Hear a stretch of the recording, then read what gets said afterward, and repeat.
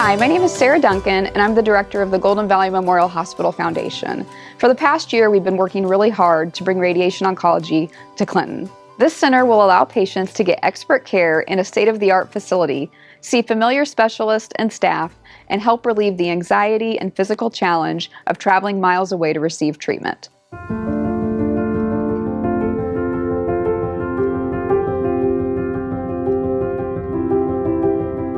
We are very excited as construction is underway, and we plan to open the doors for patients later this year. Throughout the campaign, I have been humbled by the generosity of our communities. The support has been astounding, and I'm proud to be surrounded by such caring, gracious, and giving people. During our efforts, we had one couple step forward and provide the most significant gift ever donated to the Golden Valley Memorial Hospital Foundation. I believe many of you may know them from their strong involvement in our community. They have lived in Clinton for many years, raised their family here, and have stayed even after retirement. It is their firm belief that to whom much is given, much will be required. And it is truly my pleasure and great honor to announce to you that the lead benefactors of our radiation oncology campaign are Dr. James and JoAnn Bourland. The Bourlands stepped up early on in the campaign. Their initial support gave the campaign the jump start it needed, and they've helped us get where we are today. But the Bourlands were interested in doing more. And over time, as the campaign progressed, we began discussions with them about the benefits of comprehensive cancer care here at GVMH. Following those discussions, the Bourlands graciously supported this project in a manner that allows us to name our cancer services after them. Anyone receiving cancer services at GVMH, whether it's medical oncology, radiation oncology, or any other type of cancer treatment, the Bourlands have played a part in their care. It is my honor to reveal to you tonight that both our radiation oncology facility and our main cancer center will be named after Dr. James and JoAnn Bourland.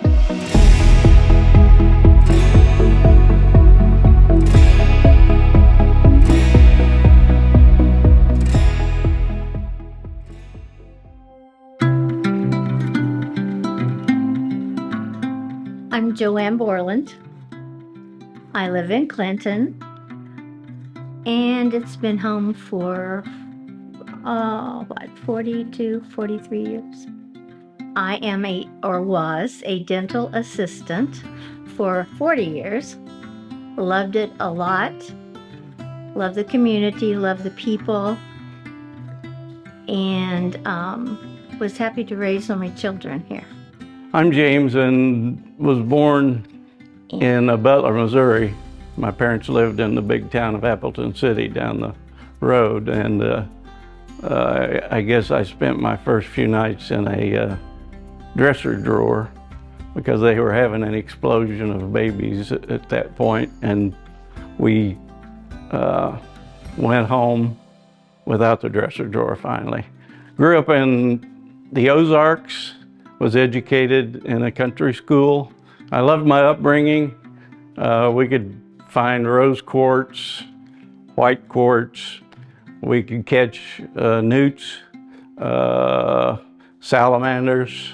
My dad was a country minister, and he taught school too, but they were raising 4 boys, and we didn't have anything extra, but we never did lack for anything. I never grew up feeling like I was left out of. I wouldn't change my upbringing for anything. It was extremely happy. Our families knew each other, but we weren't around each other a lot until my dad came to pastor the church that her family went to at Lowry City. And once that happened, other things happened. After my graduation, I worked a year, got year college out of the way, and we decided to get married, much to our parents' dismay, be married that young. We moved first to Osceola for a short time, and then to Lowry City, and I drove back and forth, graduated at UCM in '72. I was always interested in science, and really when I was real young, thought I wanted to be a genetics researcher, and that would be a an exciting place to be right now. But as God led the way, ended up going back to school, going to dental school, and I graduated in '78. I also worked a full shift of a night, so JoAnn didn't have to work. She was home with the kids, and so I got to see my kids from Saturday morning to Sunday evening awake. The rest of the time I would walk in and they'd be asleep, and I'd leave before they awakened in the morning. So yeah, it was a journey, a good one. I was mom and dad during the week. One of our daughters was in elementary at that time, so the baby and I would wrap up and take her to school and come home. And Dad wasn't home much.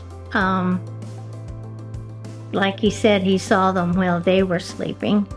We came to Clinton because it was close to home. I'm from Osceola, but not too close. The hunting, the fishing, it was just a wonderful little community at that time. A good place to raise your children. We both felt like this was the place for us, even though we were starting from really scratch, didn't have a patient or anything when we opened a brand new office, and we're already in debt with student loans and other things. Outfitting an office was an expensive undertaking, but we felt this was the place, so we did it.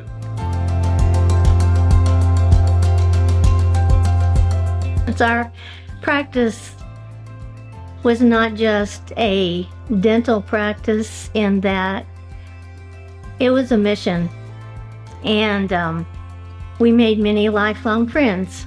Hugs were not uncommon in our office. Yeah, it wasn't just another patient, it was somebody we wanted to come to know and be friends with. I didn't see a dentist for regular cleaning till I was in my 20s. That's how Ozarkian we were. That dentist who did my first real checkup said, I know you can't pay all this at once, but if you'll make your payments regularly and take care of me, I'll take good care of you. And I've played banker for thousands and thousands of patients over the years. You know, I gave away a lot of dentistry. Some of it I planned to, and some of it I didn't. One of the reasons we want to do what we're doing is because, as many as you have had, we have lost dear friends and relatives to this terrible disorder called cancer. And I want to mention a couple of them. Debbie Mitchell was a teacher, counselor, loved by her peers and the kids that she taught, raised two great daughters, and was unfortunate enough to be afflicted with a type of cancer that was difficult to treat. We ended up losing her, and we mark on our calendar when we lost her. We still celebrate her birthday, and we'll never forget her. Loved her dearly. Kay Miller was a lady who spent most of her life trying to help people who were getting themselves out of the hole, getting their lives together, helping put some order to what they were trying to do, people that had it tough. And Kay had the patience, and they understood she really cared about them. It wasn't just a job. And she worked hard to see those people succeed. She would do everything in her power to see them get better. She raised 3 children and left behind a husband, Mitch Miller. And we want to dedicate what we're doing right here tonight to the memory of them, just as I ask you tonight to dedicate your gift to the memory of someone in your family or one of your dear friends who has been lost to that disease? Very dear friends. Debbie was my first friend in Clinton when we came. And they were both busy ladies, had their families and their jobs, and yet they had to take time during their radiation treatment to go to the city. Had they been able to have that here in our community, would have saved time for them, as well as them not feeling good and having to make that. So that's another reason. They would have to go to the city, and now people don't have to do that. And that's what we're aiming for here. About half of those that are diagnosed do not follow through completely with their care because they're not able. Either they don't have transportation, financially they can't do it, or it just seems, as JoAnn mentioned earlier on, they are so tired and fatigued just to make the trip that they choose not to. Now we're here, and we're going to be able to make it much more comfortable for all those people, and much more likely that they can get here and do what needs to be done on a timely basis. And we have the physicians and the physicians' assistants who are exceptionally good. And why not come to Clinton? Why not? Because they're very competent.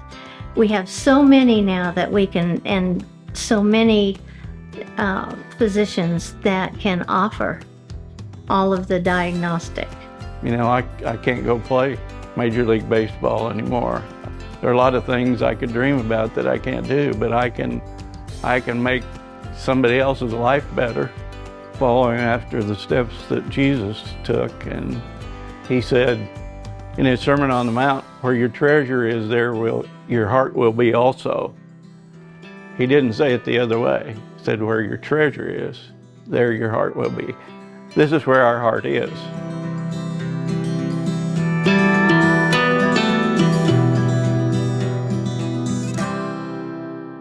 Thank you, Dr. James and JoAnn Bourland, and thank you to everyone that has contributed to our efforts to bring radiation oncology to Clinton. We appreciate your generosity and support.